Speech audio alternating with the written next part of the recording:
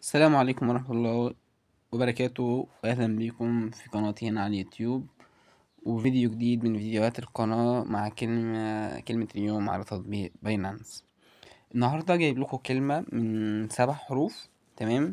في موضوع باينانس ليدجر.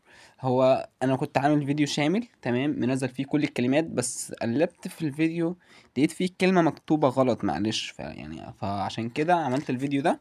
تمام، عشان انزل لكم الكلمة المفروض الكلمة اللي هي الصح بتاعتها.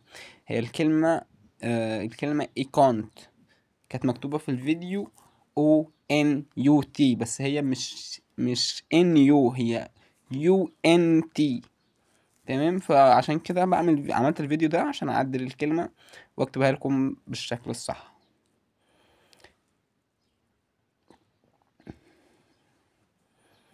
يو ان تي، ايكونت.